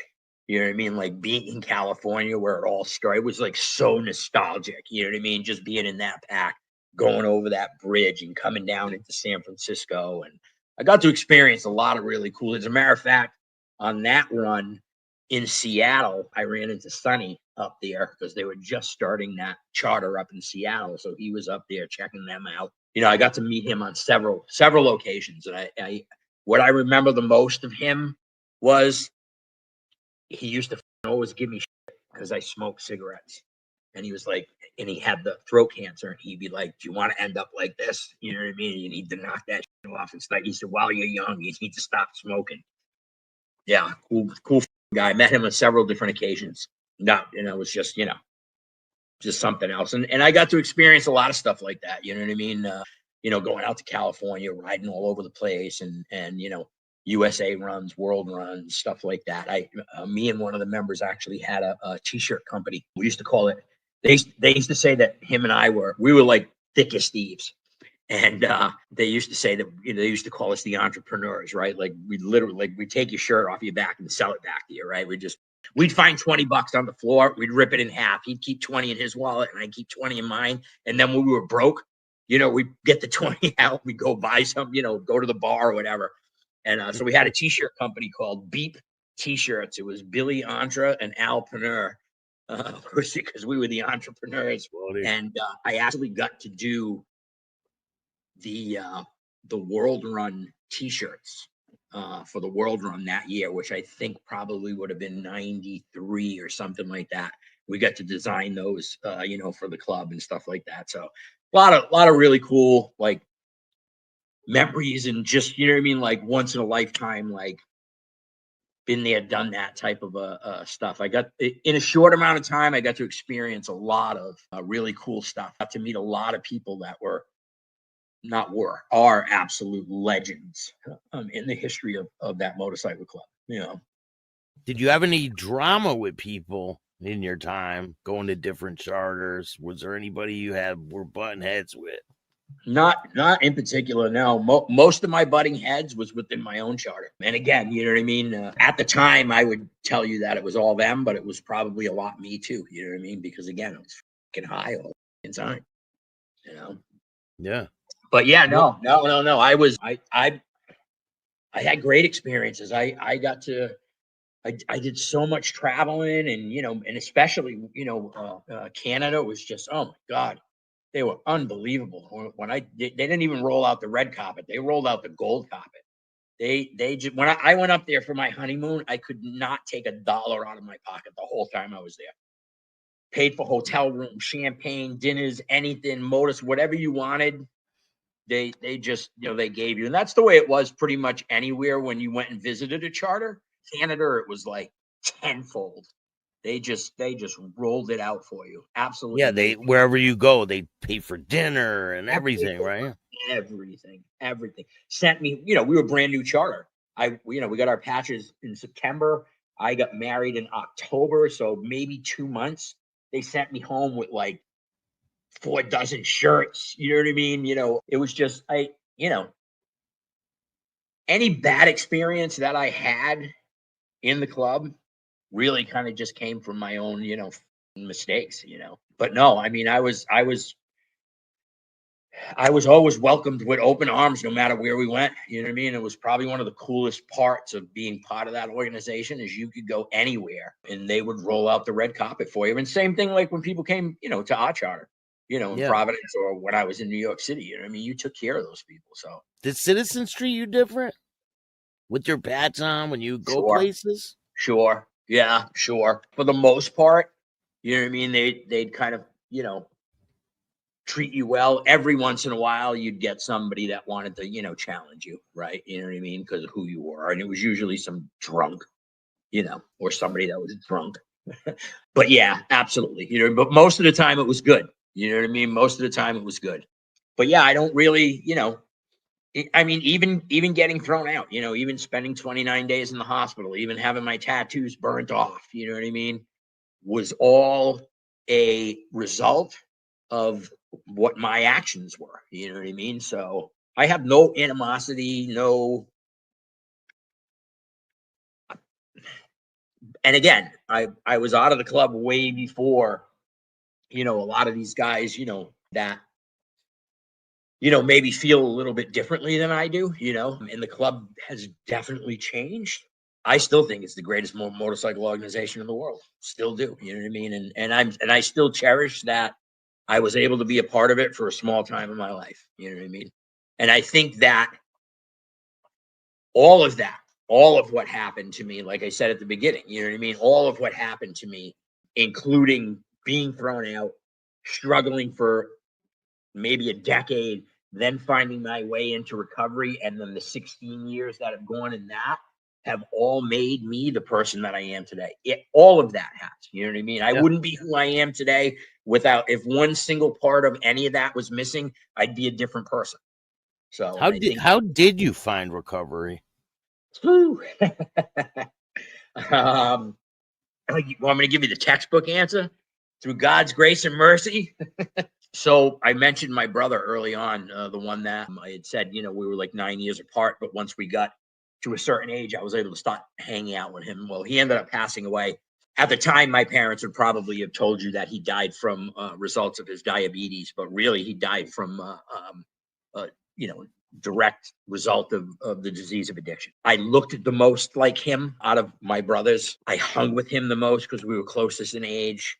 I drank the same whiskey that he drank. And he died, and probably a couple of years after that, I just remember waking up from like a bender, looking in the mirror, and I could like I was looking at him, and I was like, if I don't do something, I'm gonna die just like he did. And I literally opened up a phone book and started looking at treatments. I knew nothing. I knew nothing about AA, NA, treatment, none Yeah, of you it. said you didn't even know you were an addict for a long time, No, right? no, I knew nothing about any of that. And I opened a phone book and I found a treatment center and I went. You know, because I literally thought if I didn't do something, I was going to die. I called my oldest brother, who I've always been the closest to, and you know, he kind of like helped me like get through it. And I went to detox. Went to detox, got out of there. I stayed clean for 3.5 years. You know, got my 1 year medallion at my home group, got my 2 year medallion at my home. By the time my third year came around, I wasn't going to meetings anymore. I put everything in front of my recovery. 3 years, 5 months, and 7 days into that, I relapsed, used for a year and a half. And man, it was the worst year and a half of my, they say that you pick up right where you left off. Yeah. And I went to places that I never thought I would ever. It got You so lose bad. everything, right? You lose everything. Everything and then some. Literally everything and then some. And I can tell you, and I don't mean to be corny with it, that if you asked me how I found my way back, I really would tell you that I found my way back through God's grace and mercy and the people in the fellowship of Narcotics Anonymous that were praying for the sick and suffering addict when I was sick. I had no intentions of I was in my car and I really wanted to drive it into a tree. I just was so desperate. Thought that this doesn't work for me. You know what I mean? I'm destined to just be miserable and fucking live my life out like this. And I ended up in the same treatment center. You know, thank God for my brother. Same treatment center, same counselors sitting there saying, "This ain't gonna work. Did this before. This ain't gonna work." A commitment came in, and I picked up a reading, and I started doing the reading, and I just started crying uncontrollably. And I was like, "Why did I ever stop?" I knew that was the solution. I knew it as soon as I read that, and I was like, "Why did I ever stop doing this?" And I recommitted myself to it. The first time I skimmed the surface of everything, and this time I really recommitted myself. And there was a gentleman in the treatment center that I ended up going to who really touched my spirit, made me decide to change careers. I said I wanted to work in treatment. A year after I celebrated my first year, I got a job as a recovery aide. I went back to school. I became a licensed substance abuse counselor. I was one of the very first certified addiction recovery coaches in the state of Massachusetts. My certification is number 10 in the state of Massachusetts. And I've been doing that ever since for the past 15 years. And I live a life second to none. Let me tell you. Whew. It is. It's like night and day compared to when you're on or drinking compared to now and the life that you've lived sober, right? Yeah. And though I still stick to my resolve that everything that I went through in my life allows me to have the life that I have. To the ups, the downs, the bad, everything has formed or shaped me into the person that I am today. I've never had any animosity to the club. I've reconnected with some folks. One of the guys that I was in the Providence charter who's been out for a while, him and I are buddies again, and we've rode together. I reconnected with Pat out in Minnesota. Yeah. Pat a Pee Wee story, right? He told on a lot of people, man. He Yeah. told on a lot of members. Yeah. Well, to me though, bro, you know what I mean? It's He told on Pee Wee. Oh yeah. Yeah. Wow. Yeah. Did you see that interview I did with Pee Wee about that? The only interview I saw with Pee Wee was the one that you did with Pee Wee and is it Repo? Yes, I have probably 20 with Pee Wee. Yeah. So you know what I need to do is I need to subscribe to the damn channel because all I catch is the little pieces here and there. Yeah. I didn't know. I know that. He says that he gave up a couple of people. And 20. Yeah, 20 I don't members. know. I don't know of that, and I don't, you know what I mean? If I'm in the club, I'm gonna say, yeah, that right. Yeah. But I'm not in a club either. no, Let me make that clear out there to the I people. know, I'm not. but being who I am today, you know what I mean? I'm like, I'm sure there's gonna be some people that see this and say, this piece of shit. You know what I mean? I cop to what I did. You know what I mean? I took that. I can try and paint it however I wanted. I can try and tell you that I had all intentions to paying him back, And and I it wasn't feels trying to rob his embarrassing to money, even and admit I that. did pay him back. But the reality of it is, I took that money without him knowing. It's stealing. You know what I mean? And so I can paint it however I want. It's what it is. You know what I mean? I've moved past it, and then unfortunately, I look at like so many people that got thrown out of that didn't even get thrown out of the club, that left the club in good standings, and then were thrown, that didn't deserve it. You know what I mean? Yeah. But anyways, my point being, I try not to sit and judge. You know what I mean? What Pat did, what I did, what you know what I mean? Just I just try not. You know what I mean? I try not to judge. You know what I How mean? many people in your original charter are still in the club? None. None. Um, four of them are dead. The original members. So four have passed away. There was 8, right, to start with? Well, yeah, 9, but 8. Yes, we did the one Mhm. posthumously. So there was 8. We threw one out while I was still in Rhode Island, and then 4 of them. Well, he died, not when we threw him out, but so he's gone. Carl died, Eddie died, and Mike died. So that was 4. So there's 4 that are still alive, but none are in the club, and all of them were out bad, except I heard one of the members that originally was out bad, and they changed the status back to good. Does it even matter though? How I good and how bad? It's not like you're gonna go back there and have a drink with them or do it. Like it. right, It doesn't matter. right, right, right. Yeah, no, it doesn't. It doesn't. I mean, I maybe I'm lying. You know what I mean? In a small way, sure. You know what I mean? Although I just saw, I think his name was Ed from California. He Yeah, had the Ed. black hat. He had the I black inter- hat on. He said that Pee Wee gave him that says out bad. yeah, I interviewed Ed too. Yeah, Yeah, that's where shout I out to saw him. Ed. That's where I saw him. I saw Yeah, him on. he had a shirt on that said "Out Bad." The Oh, five. I could. What is I it? could. The 516 crew Out Bad or Oh no, son. Oh yeah, I have no idea. Yeah, no idea. But it's But the yeah, yeah. difference, between them is they didn't get thrown out bad. They all left and then they changed their status. I got thrown out. You know what I mean? There's a difference in that. You know what I mean? In some ways, there's a shame that I carry with that. So But if it's not my life today. You know what I mean? My life is, and I feel that it's come full circle because I've actually been able to help a couple of guys that lived that same. I remember when I talked to this one dude, and he goes, "Listen, I've talked to a whole bunch of people, but none of them have really sat at the table." He said, "And the word I heard was that you sat at the same table as I did, and you're clean today." And I'm like, "I am." And then he asked me a whole bunch of questions. What should I, and I was able to, possibly help them a little bit. You know what I mean? Maybe help them stay clean for another day. Who knows? what would you say to someone that's watching this? Maybe they're still in the club and they want to get sober. Well, I have no idea. I think it's really difficult to live, to live that life and be sober. I think it's really, really difficult. I don't think it's impossible. I'm sure there are. I don't know personally any members from the Hells Angels. I don't know any personal members that are sober today.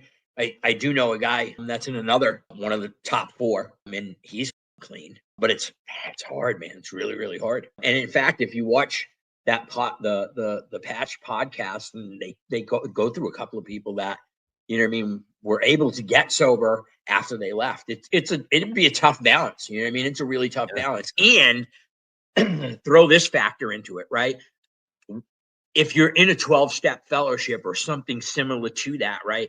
It's about living a spiritual life, right? It's about, becoming this different type of So how can you be spiritual Bill 1 minute and cracking somebody in the head with a ball peen hammer the next? You know what I mean? That's what Yeah, Bill that's, is. Yeah, yeah, right. you're right. But I mean, you could certainly be abstinent. You know what I mean, and your life would probably still be better if you were abstinent. I don't know. Really, really tough. Really tough. It can happen. I'm sure Yeah. it can happen. But you're right, though. I'm sober, but here, let's go beat the shit out of Yeah. this guy. Yeah. What about somebody who's thinking about joining a club? What would be your advice to them?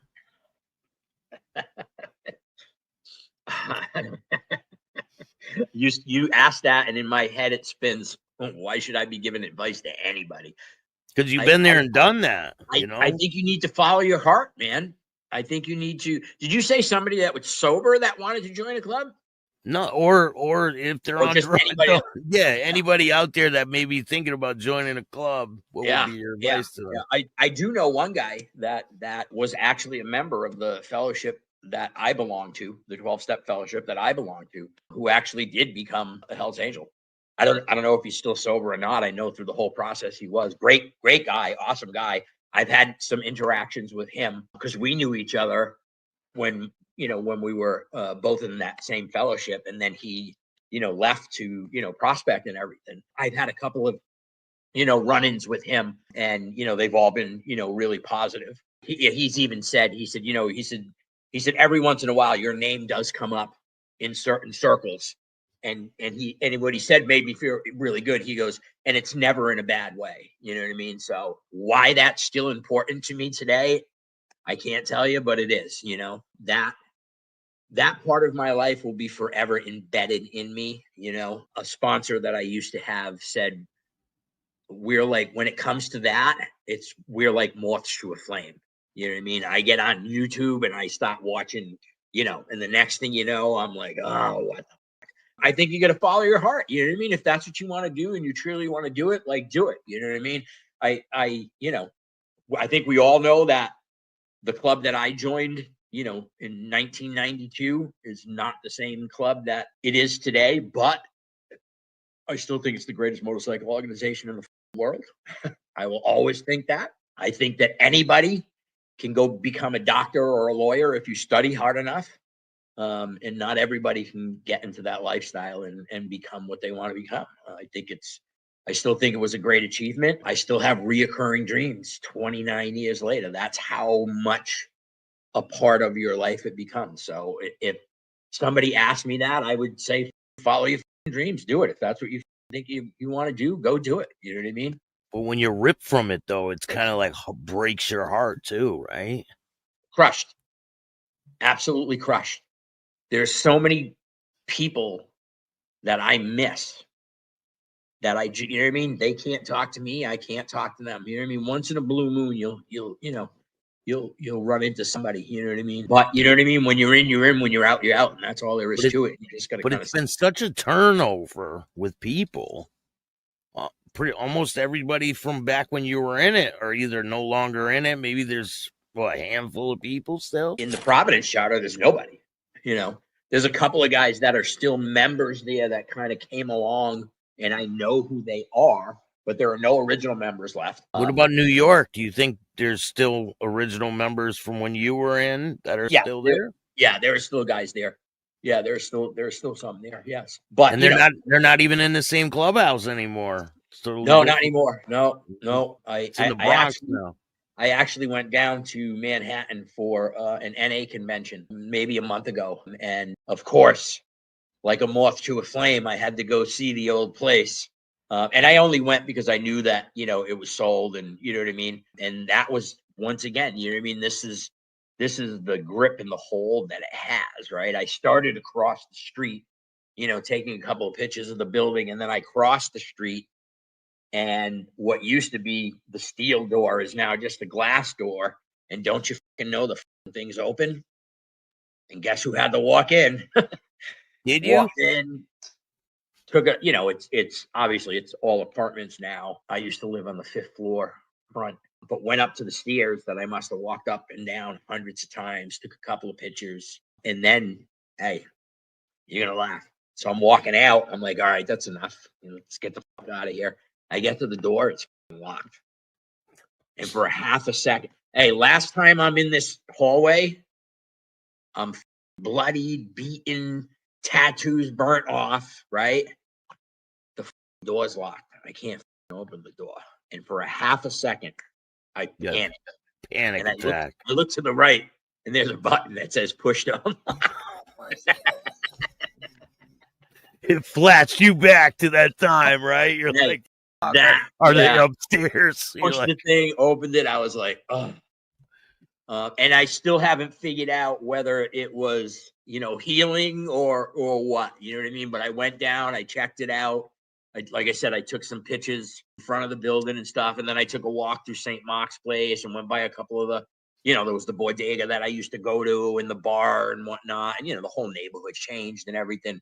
And then walked back up and everything, but that's just goes to show you how much of a hold that it has on your soul, your being. You know what I mean? It was just such a friggin' part, defined who I was for, and even though it wasn't that long of a time, and then I've heard, other stories too of members that I really, like, in my mind, they were legends and they were just, you know what I mean? And, from watching different podcasts, you know what I mean? Oh, he's out bad. He's out bad. I'm going to be out what? You know what I mean? Just crazy. You know what I mean? Just crazy stuff. You didn't see this type of stuff happen to anybody else when you were in the club? Like, be thrown out?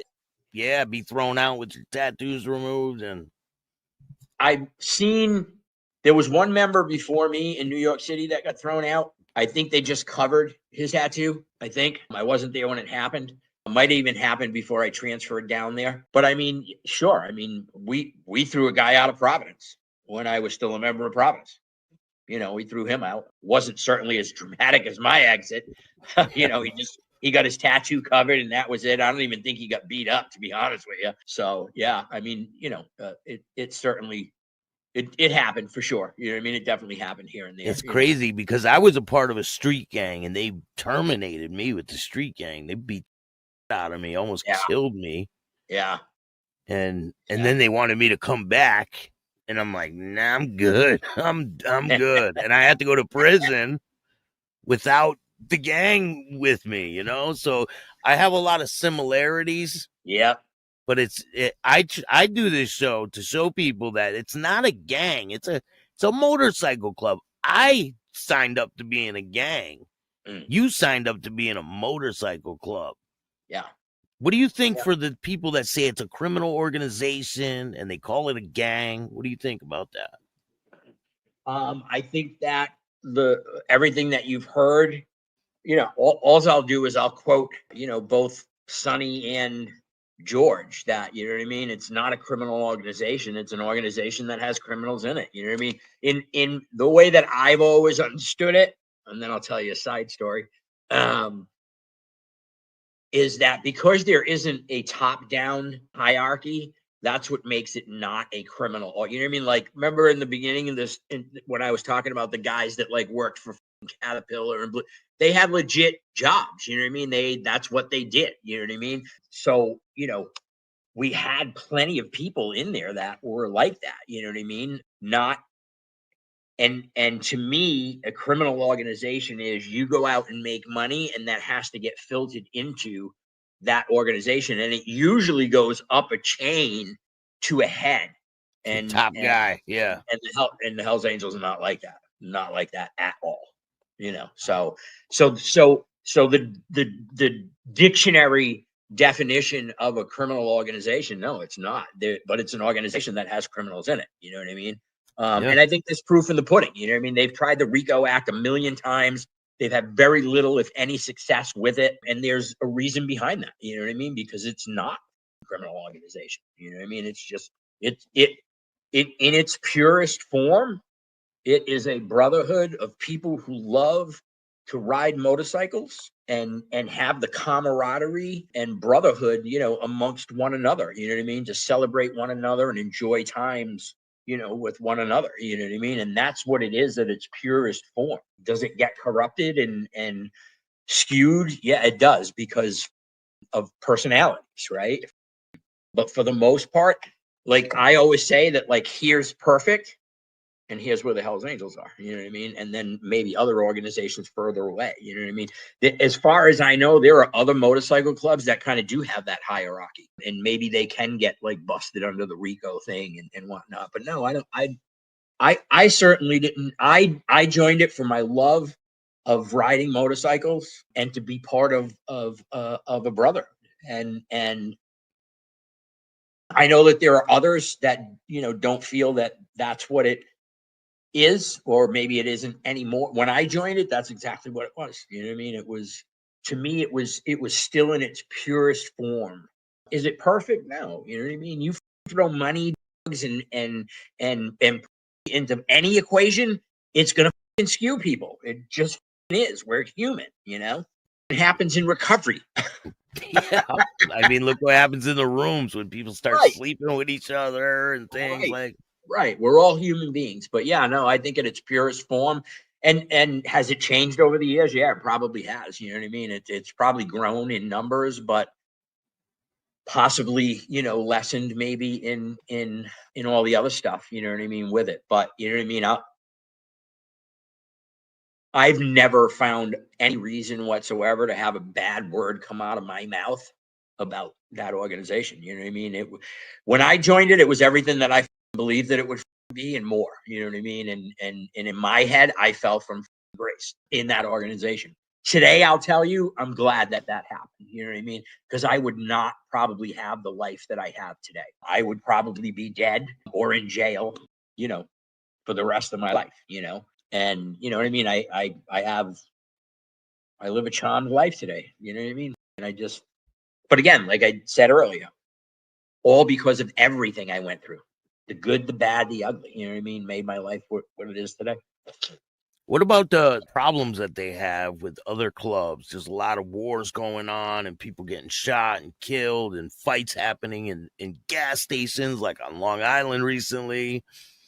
There's a lot. Do you think peace is possible with other motorcycle clubs?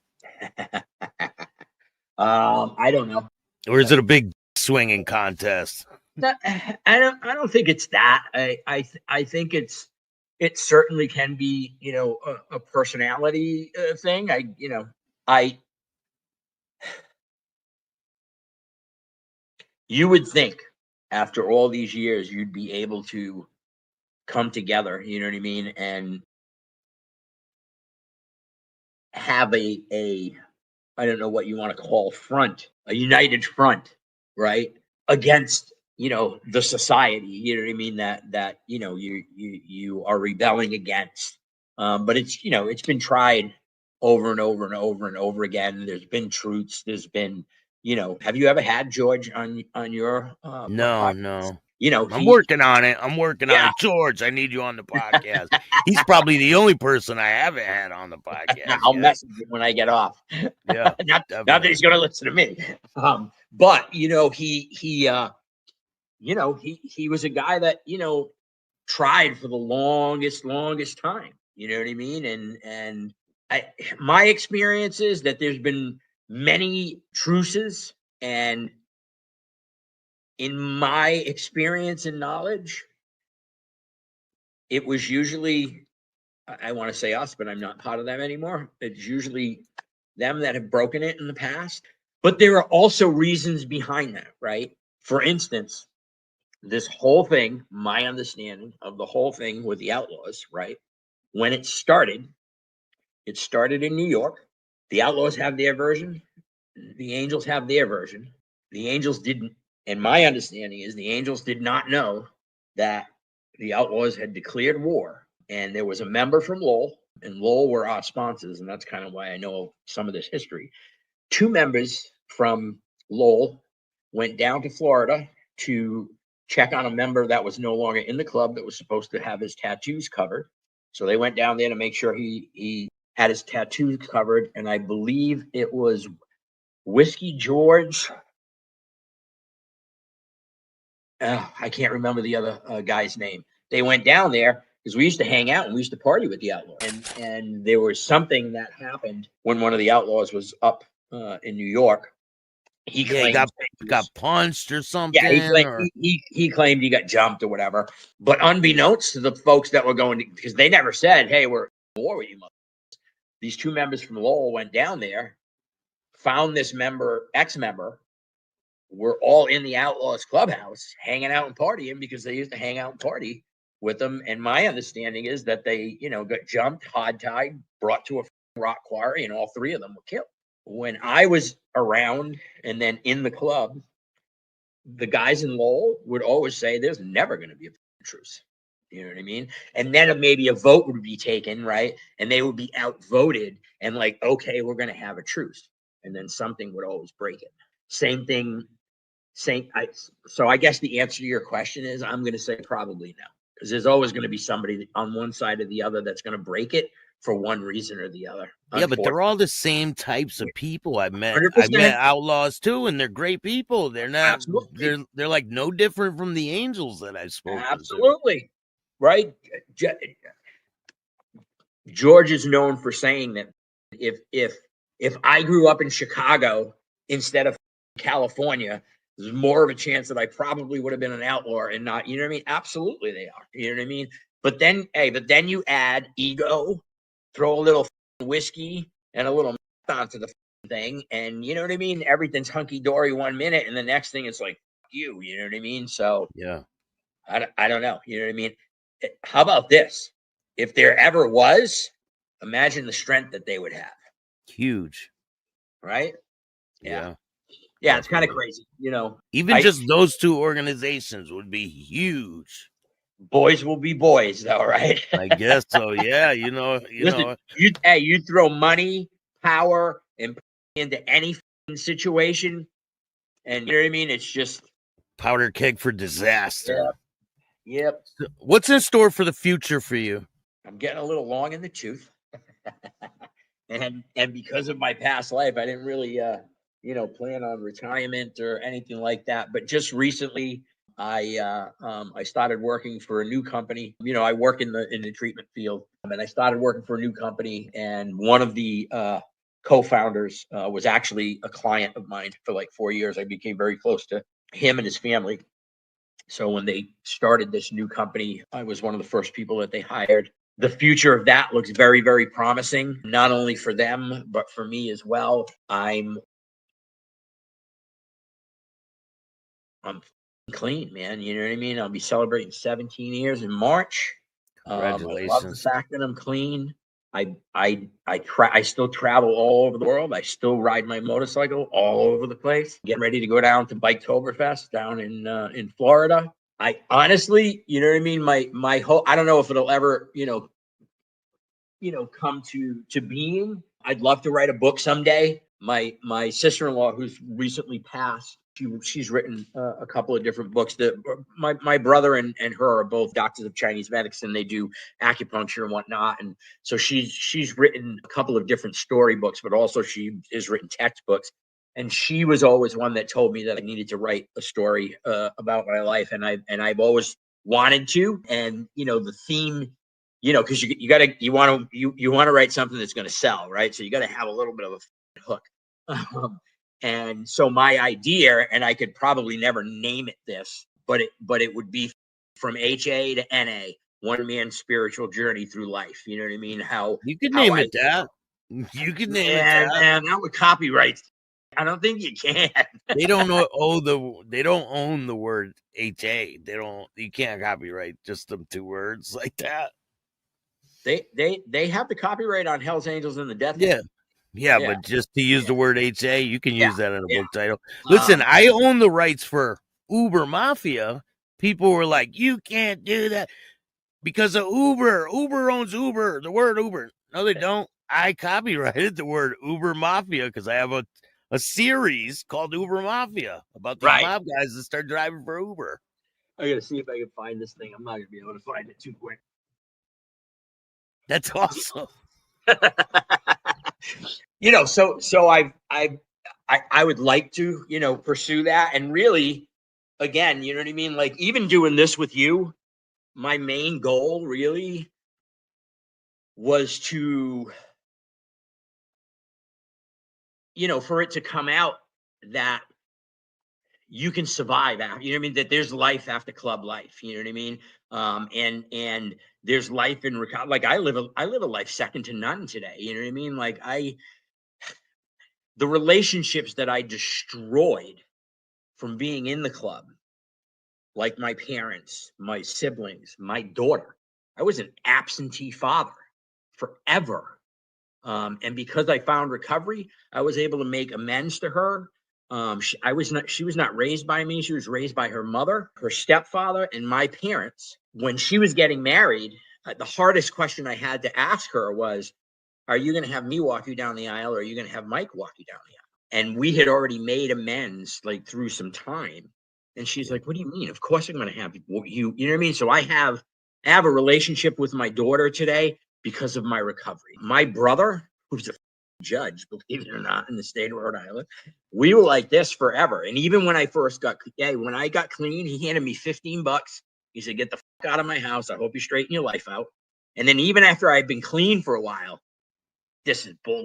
This kid needs to straighten his life, just was so totally against it. And he went from that to, I was at my mom's once working on some stuff, and I had some Narcan sitting on the table.